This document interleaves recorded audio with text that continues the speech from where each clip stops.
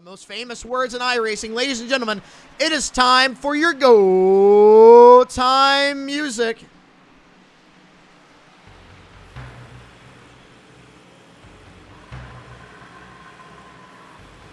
A record-setting 36 car entry. The most amount of cars we have ever seen in PALracing. What we get with the crown jewels, Noah? 150 laps, Zippy. What's the prize for tonight? $50 on the line for this crown jewel. Pace car about to pull off. Ladies and gentlemen, the DaBaby car 225.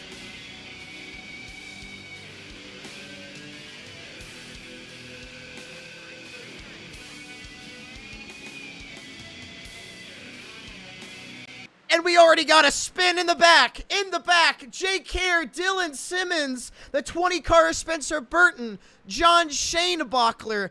And I hate to admit it, but I saw that starting at the beginning of the race. But oh my gosh, we're still green flag even with that wreck. Greg Jody and Aiden Gould, Jameek Smith. And we got another caution. Not sure where it happened, and we got another wreck on the backstretch. Jameek Smith, Dylan Simmons, John Shanebuckler, Andrew Goodhart, and Luke Chadwick. Here we go, green flag. Green, green, green.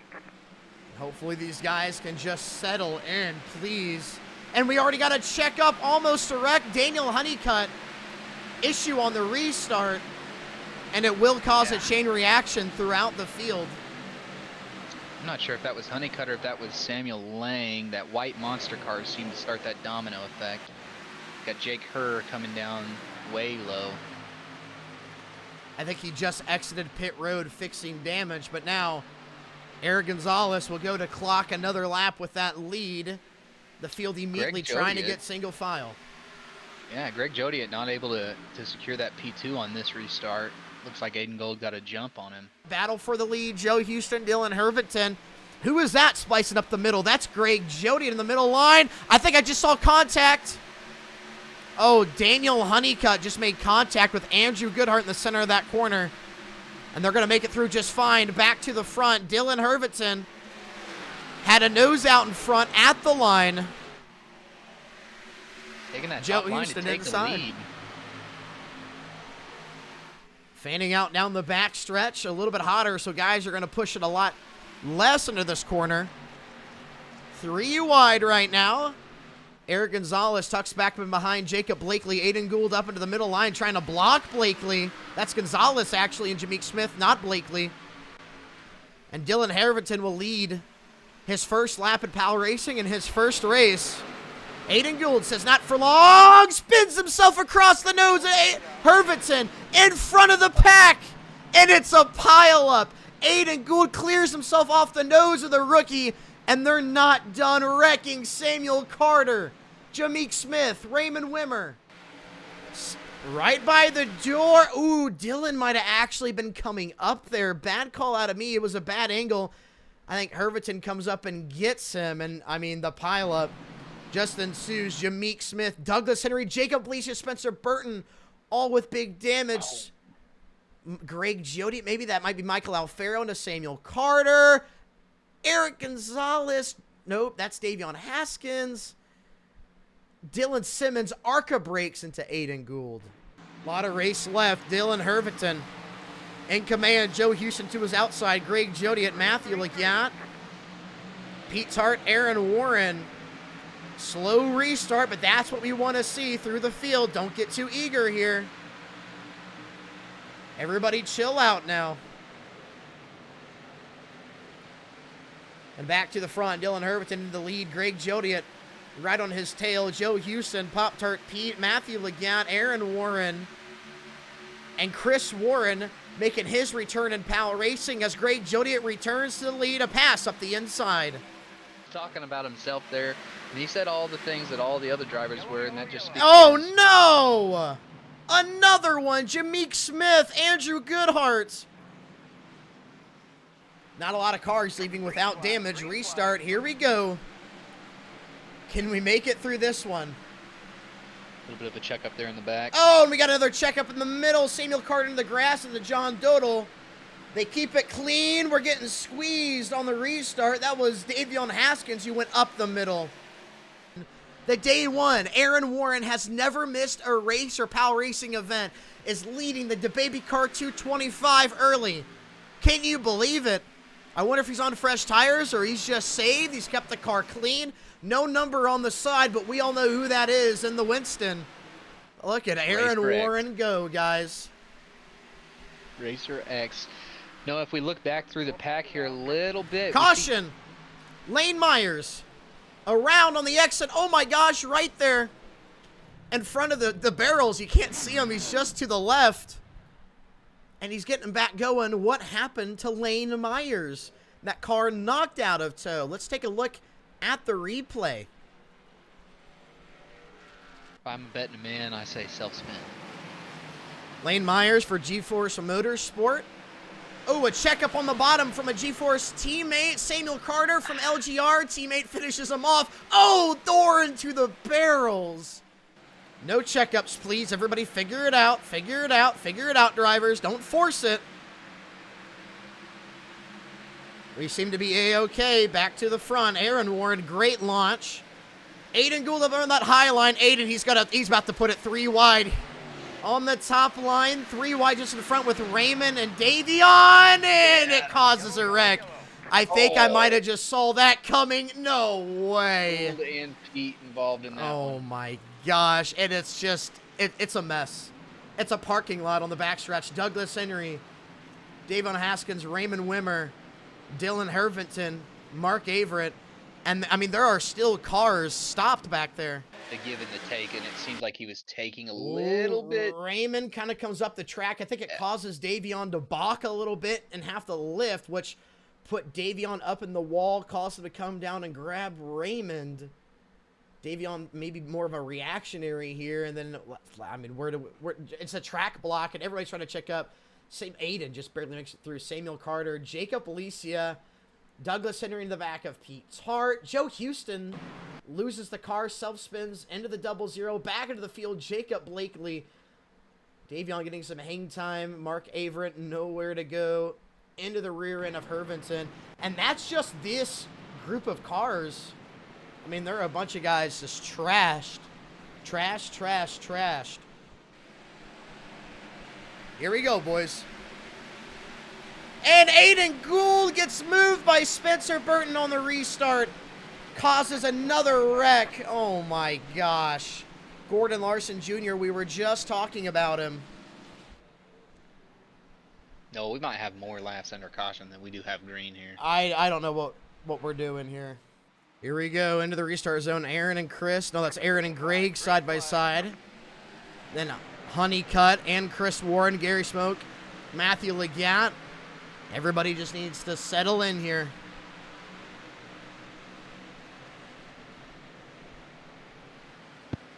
And I just hold my breath as they go through these corners. This already has passed Martinsville for most cautions we've seen. I think so. Martinsville Season 2 was a bit of a wreck fest. Again, also from rookies and guys not practicing enough. And it's replicating that at the moment. Tight battle for the lead here. Daniel Honeycutt looking for it, Zippy. Here he goes. I'm going to go by Aaron Warren. Yeah, Daniel Honeycutt looking to run away with this. He's trying to put a big gap here. He's going to have to come in pit before, at the very least, Gordon Spain. He should be right around the same place as Matthew Leggett, teammate there, and Jameek Smith. Those guys should come in. And I expect Greg Jodiet, Gary Smoke, and probably Chris Warren, maybe Aaron Warren, both of the Warren brothers, to come in maybe 10 laps sooner than Big the slide guys out of talked Jameek. about He's Pierce. going to save it. Oh, that got close. Jameek sideways off the corner.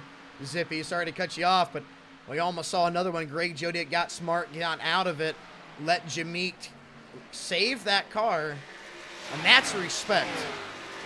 Yeah, I mean, like we said, I mean, Jameek had an abysmal Iowa. It caused a lot of wrecks, was pretty squirrely.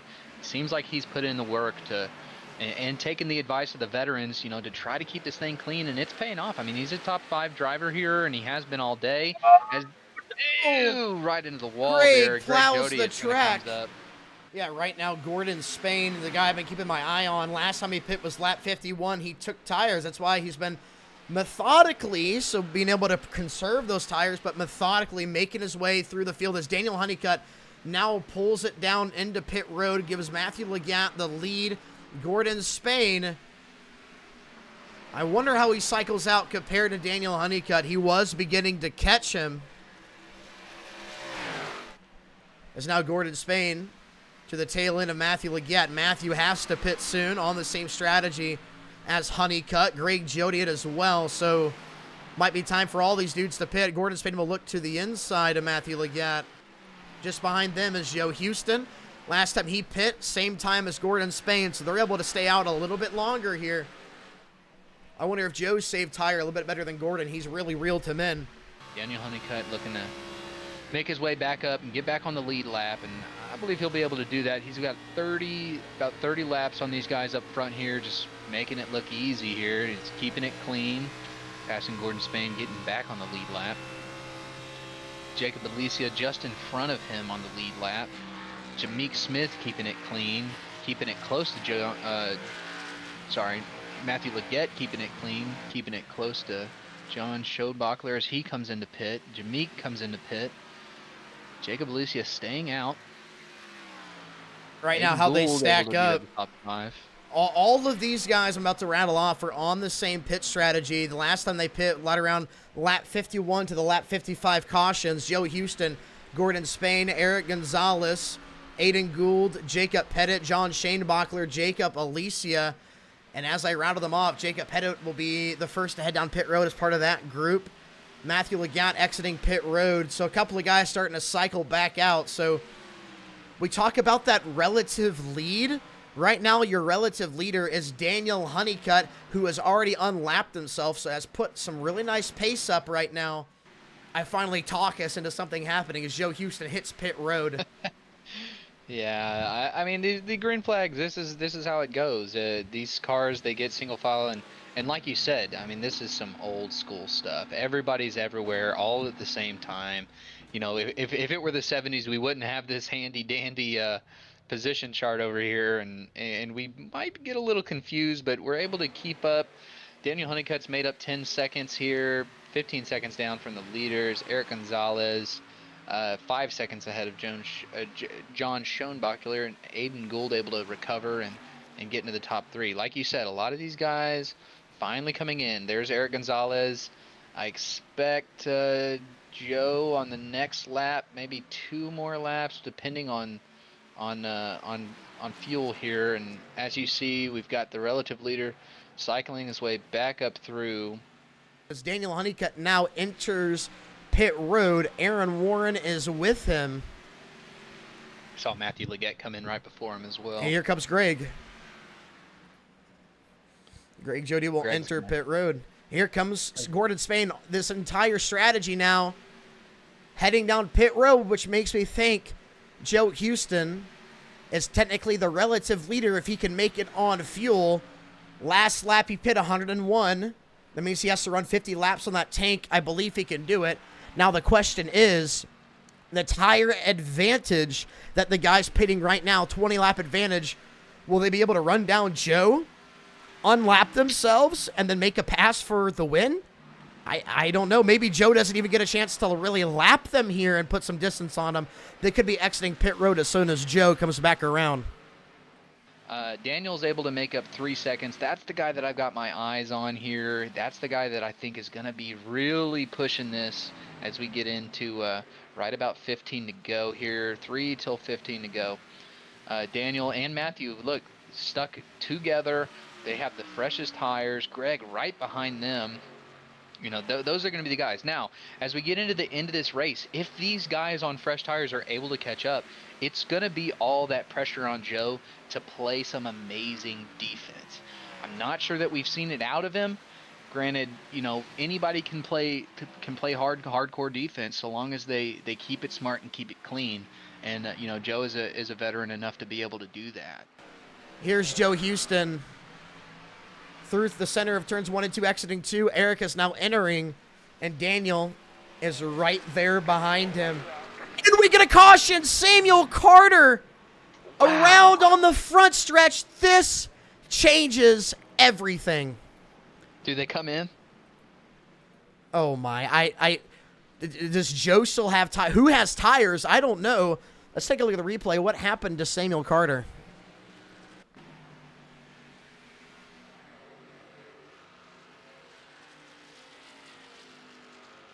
Off of turn 4.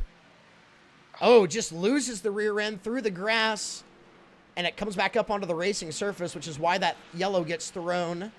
Great job locking it up here, keeping it down out of the way. So now the question is, who Hall has an extra set of tires? I don't know what the strategy looks like here. I don't know who's doing what.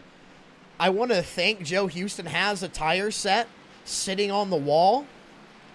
Yes, he does. He will come down pit road. As the pit car comes in, we've got Daniel Honeycutt trying to fend off Greg Jodiet. Daniel was 4 for 4 on restarts here. We'll see if he can get it again as we enter the restart zone. Oh! He does. Matthew Leggett pushing him out of the way, going 3 wide, gets a huge boost there.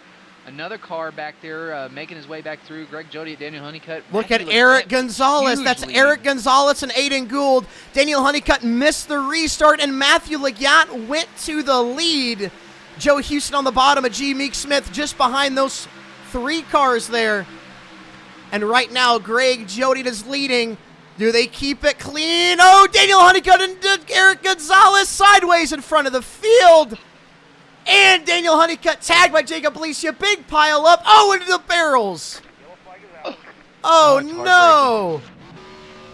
Oh, no. Daniel Honeycutt's car is destroyed. I told you it was going to happen. They were just going to get bottlenecked there.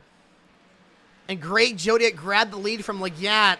To replicate that and get a massive jump on Greg Jodiet, it's going to be a little bit harder from the outside lane, but a lot of these guys said the top lane was the preferred lane as this race got through in the practices. As we get into the Toyota restart zone, Greg Jodiet able to fend off Matthew Oh, Leggett. Joe Houston moves Leggett. 3 wide. Single. Gonzalez going back for it. Oh, my. And right now, Aiden Gould. Oh, Gary Spook sideways just in the back. Does he hang on to it? No! Sideways in the back of the pack. Collects Luke Chadwick. Big contact. And another wreck. A lot of old tires mixed with fresh tires. The pace car pulls off into the restart zone. Greg Jodiet, Aiden Gould. Joe Houston. Into the restart zone. Here we go. See all 4 of these guys able to get a good start here. Right in the Greg back, Jodiet clears into the as we get lead. into turn Aiden 1. Gould right there on his rear bumper. Joe Houston up the inside. Fresh tires on both of those drivers. Side by side down the backstretch, coming to the white flag. And they door Aiden Gould into Joe Houston down the back straight. Gould up to the top. He has the clean air. Greg goes to the middle. 3 wide pass for the lead. And now, as they get to the white flag, the race will end under checkered. Joe Houston side by side with Aiden Gould. 1 lap to go. Door to door. And it turns 1 and 2. Here comes Eric. Joe Houston up the inside. Aiden, he's even with them. As they come out of turn 2, they are still even. Eric pulls up to the top line, gets behind his teammate. Joe has not been able to give it up. As they go through turns 3 and 4, the final time around, can Joe Houston get it done? Can Aiden Gould be the first to win 2 Crown Jewel races? No! Joe Houston gets the lead. Joe Houston clears. Going to give the checkered flag. Joe Houston will win.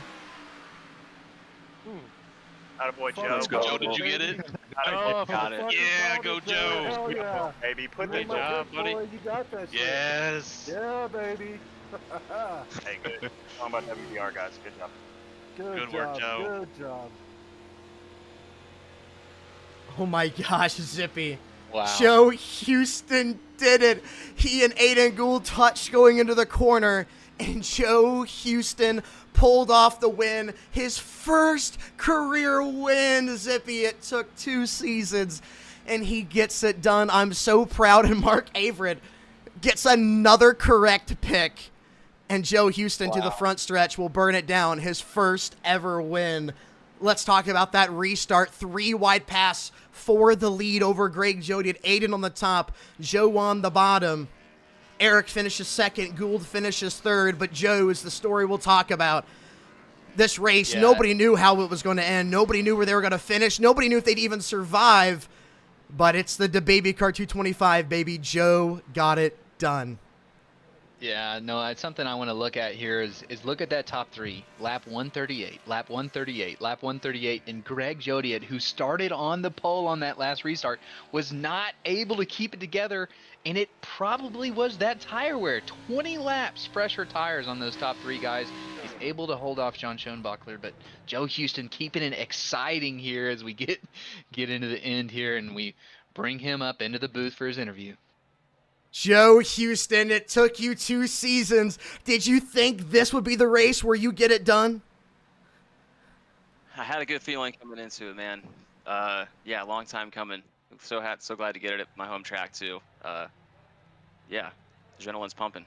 Talk about the race, bud. At what point did you feel like this was winnable after all those cautions? Well, I mean, I had it won. I was 10 seconds up on the field. I was going to make it there on fuel the last run. So the caution definitely sucked to see, but had the set line, so knew I was going to have a chance at it. That was a really fun green-white checker there. Kind of used Greg as a pick and was able to get by Aiden. No, there's a little contact, but I think that was a pretty clean finish from both of us. Well, Joe, Joe, you know what they WBR. say. Oh, go ahead, Zippy. You know what they say, rubbing is racing, and that finish, I mean, keeping it exciting to get your first win. How do you look to keep this momentum going into the next race? Yeah, that's a good question. I mean, I feel like I'm there towards the front pretty much every week, so it's just got to kind of get the right circumstances to fall my way. You know, got some long runs to give me the track position, and then able to close it out. So yeah, I mean, I think another mile and a half. I think next week. So yeah, we'll see. We'll see. It should be able to carry some momentum.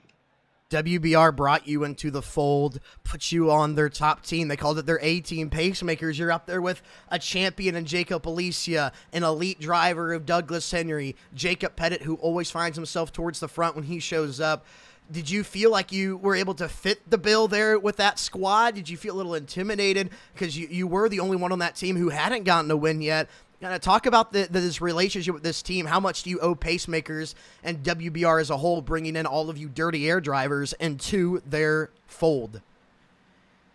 Yeah, I mean, I miss my my dirty air boys, John, T-Pain, Brooks, everybody. But yeah, being on this team, humbled to be picked, I guess, to be on the top team, and love the pacemakers name. Love racing with these guys. Definitely a lot of good feedback and fuel strategy talk during cautions and stuff, which only helps. I think really all 3 of these first races we could have it could have easily gone the other way with WBR.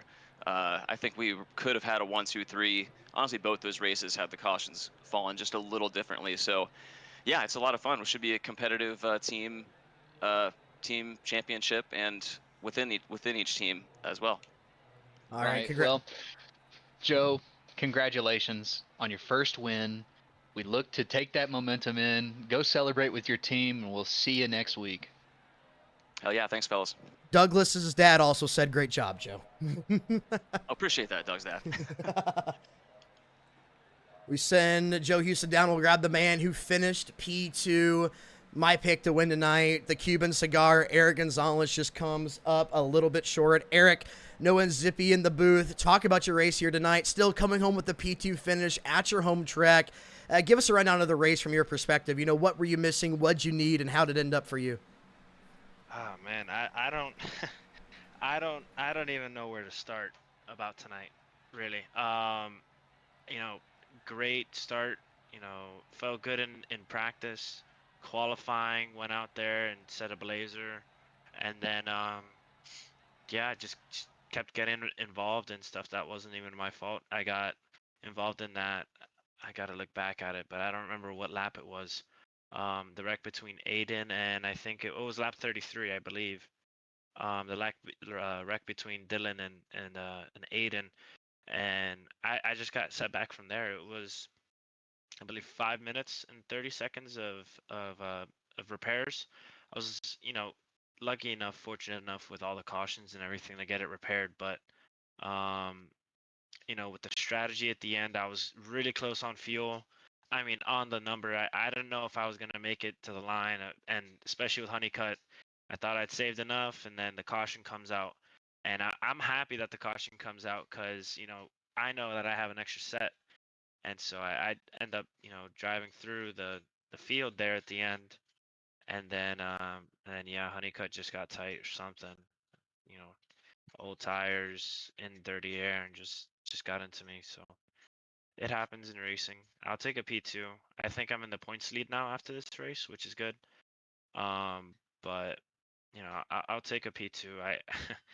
It's really bittersweet, especially after last year and then now this year, to finish second. But it is what it is. A good recovery. The whole race was a fight. So I'm proud Right. about Well, that. Eric, you touched on it a little bit. Your expectations going into this race, but I want to look forward. A great P2 here. What are we looking at for the rest of the season for you?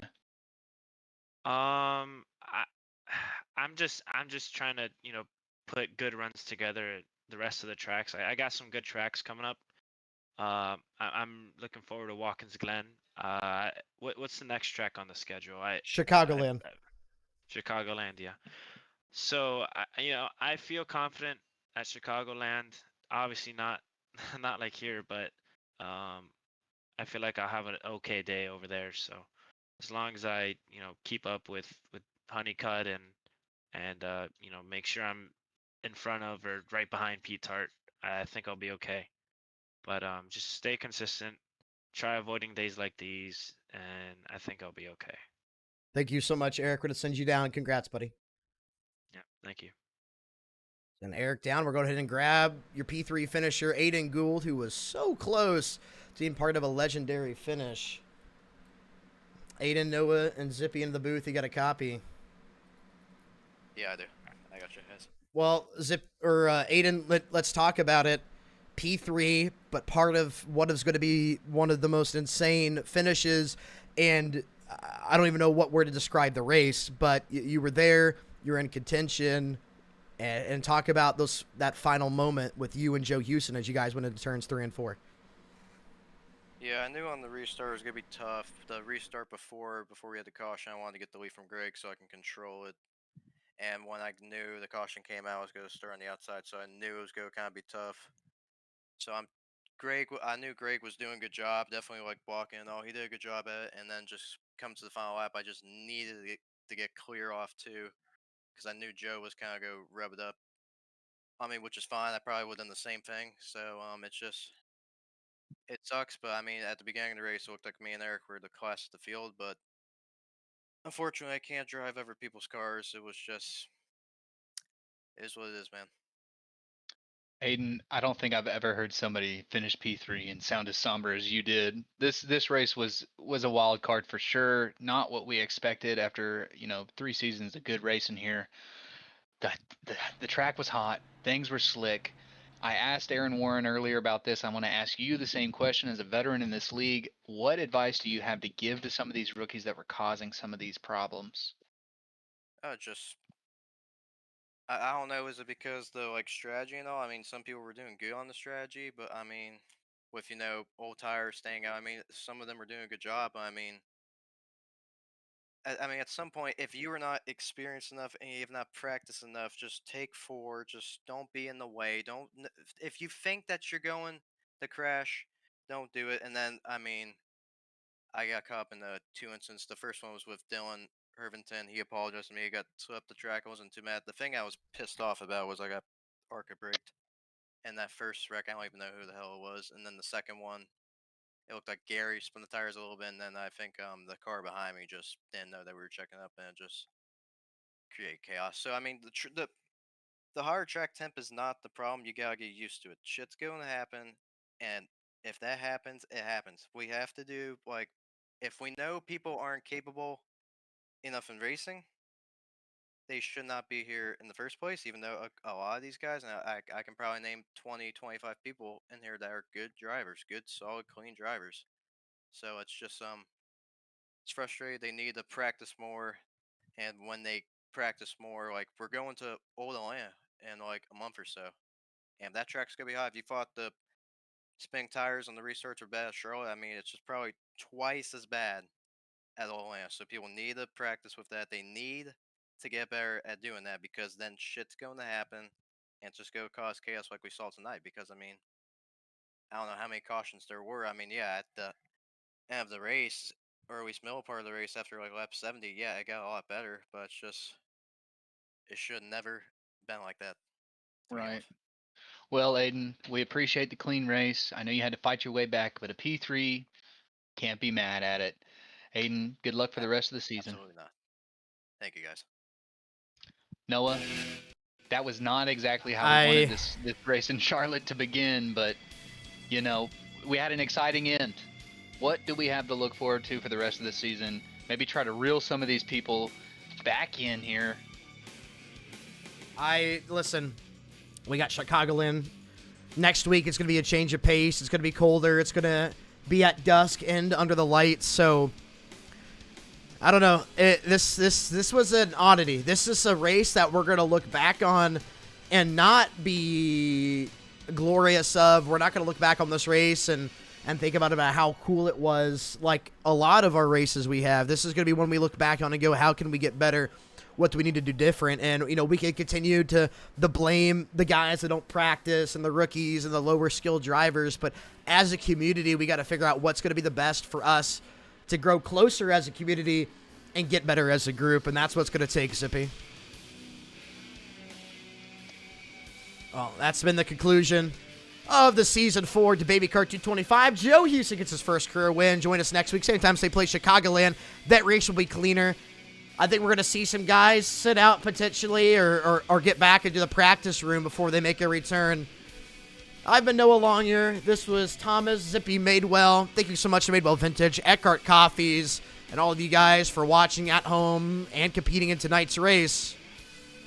We'll see you next time. Have a good night.